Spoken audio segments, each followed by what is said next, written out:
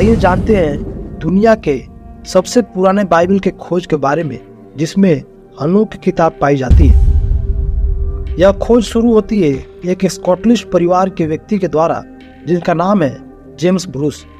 James Bruce का परिवार चाहता था कि वह कानून की पढ़ाई करे, लेकिन उनकी कुछ अलग ही योजना थी। उनका एक सपना था कि वह नील नदी के सबसे पुराने स्रोत की खोज करने वाले पहला व्यक्ति बने।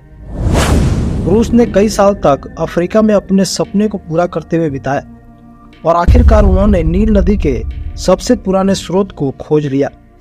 लेकिन इसी बीच उसने कुछ और भी खोज किया जो बहुत ही खास था। इथियोपिया में रहते हुए ब्रूस ने एक पुरानी मैन्युस्क्रिप्ट देखी, यानी मानव द्वारा लिखावट, जो इथियोपियाई यहूदियों द्वारा उपयोग की जाने वाली प्राचीन गीज भाषा में लिखी गई थी। ब्रूस को बताया गया कि यह पुस्तक बाइबल है। ऐसे देखा जाए तो इथियोपिया में यहूदी धर्म लगभग 3000 वर्ष पुराना है। जेम्स ब्रूस ने जब इथियोपियाई बाइबल को देखा तो बहुत ही अचंभित हुए। ब्रूस बहुत पढ़े लिखे व्यक्ति थे और इथियोपियाई ग्रंथों में उन्होंने पाया सैकड़ों कहानियां ऐसी थी जो हमारे बाइबल में नहीं है। इथियोपियाई बाइबल में 81 पुस्तकें हैं। कैथोलिक बाइबल ने कुछ पुस्तकों को हटा दिया और इसमें केवल 73 पुस्तकें हैं। किंग जेम्स बाइबल में इसमें केवल 66 पुस्तकें हैं।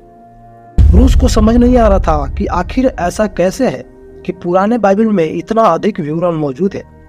जिन लोगों का आधुनिक बाइबल में केवल 1 या 2 बार वर्णन किया गया है, उनके पूरे जीवन, परिवार, उनके काम और दुष्टता को इथियोपियाई बाइबल में दर्ज किया गया है। जेम्स ब्रूस को यह समझ नहीं आ रहा था कि इथियोपियाई बाइबल के इतने सारे पुस्तकों को क्यों हटा दिया गया है, और तभी ब्रूस ने इसका कारण पाया। इथियोपियाई बाइबल को देखते समय उनका ध्यान हनोक की पुस्तक पर पड़ी।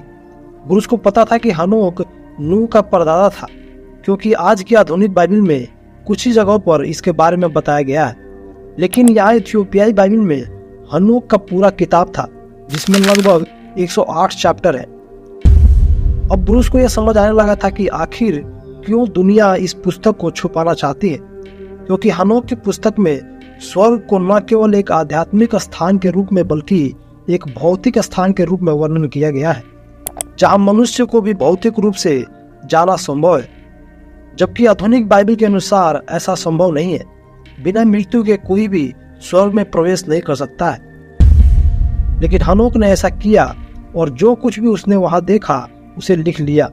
उसने स्वर्ग का वर्णन बादलों में तैरती काल्पनिक स्थान के रूप में नहीं किया, बल्कि आकाश में एक शहर के रूप में किया, जिसमें कई अलग अलग कमरे हैं। दीवारें चमकती रोशनी के रत्नों से ढकी हुई है और ईश्वर समान प्राणी अपने अपने काम कर रहे हैं। हनोक की पुस्तक तो कई साल पहले इतिहास से मानो गायब ही हो गई थी, लेकिन इसे 1772 में जेम्स ब्रूस द्वारा फिर से खोज किया गया।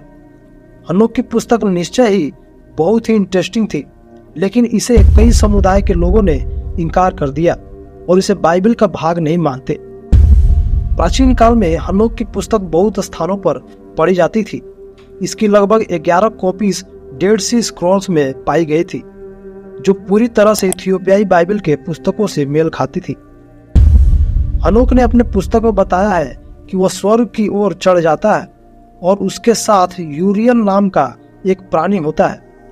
शायद एलिया की तरह ही हनोक को भी शारीरिक रूप में स्वर्ग ले जाया गया होगा और उसने जो कुछ वहां देखा उसे लिख लिया।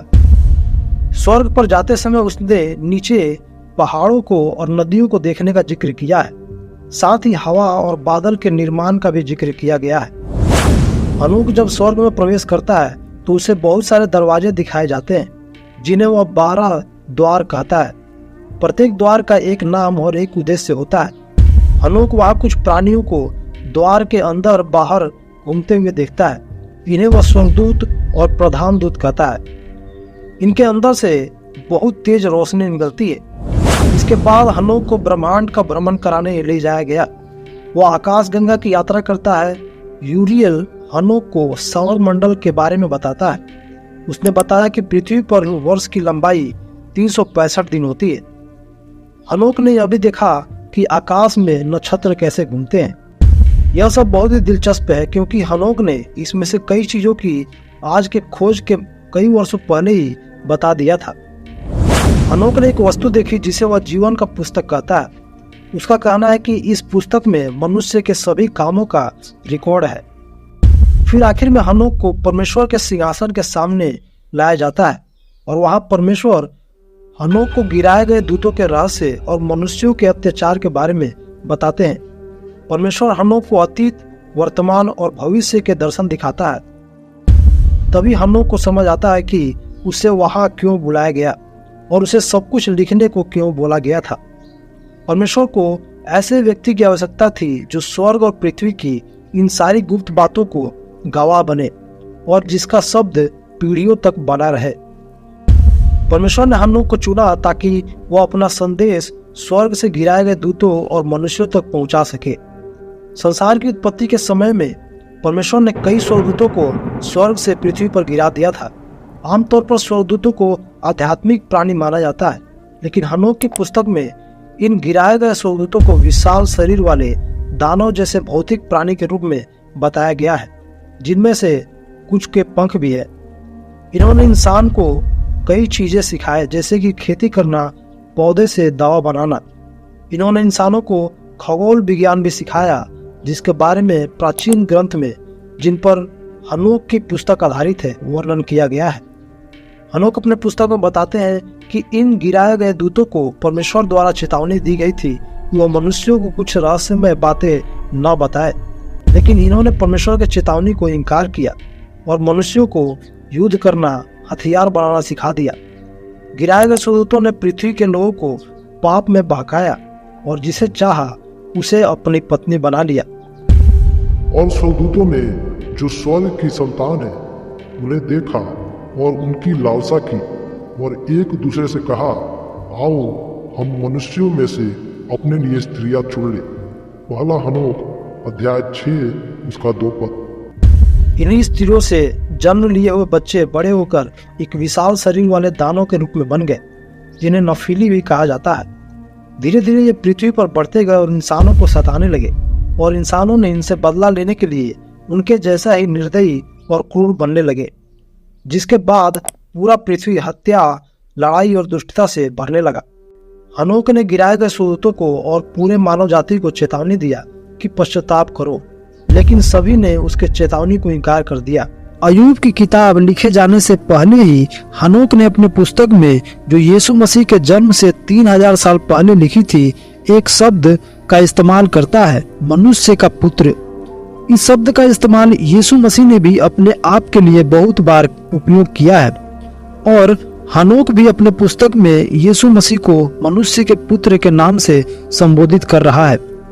लेकिन अद्भुत बात यह है कि हनोक ने इसके कई साल पहले ही इस बात को लिख दिया था कि उसने मनुष्य के पुत्र के स्वरूप एक मनुष्य को देखा जो यीशु मसीह को संबोधित किया गया था।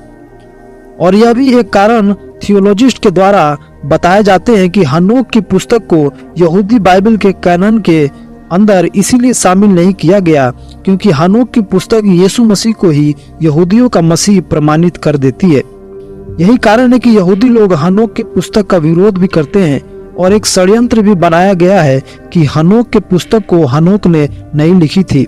यह इसीलिए क्योंकि अगर यह बात सामने आ जाएगी कि हनोक की पुस्तक हनोक ने ही लिखी थी, तो उन्हें यह भी मानना पड़ेगा कि यीशु मसीह ही यहूदियों का मसीह है और इसीलिए वे हनोक की पुस्तक का विरोध करते हैं।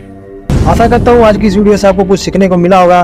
वीडियो को लाइक करें, अपने विचार हमें कमेंट करके जरूर बताएं और चैनल को सब्सक्राइब करना नहीं भूलें। फिर मिलते हैं अगले वीडियो में, तब तक के लिए धन्यवाद। जय मसीह की।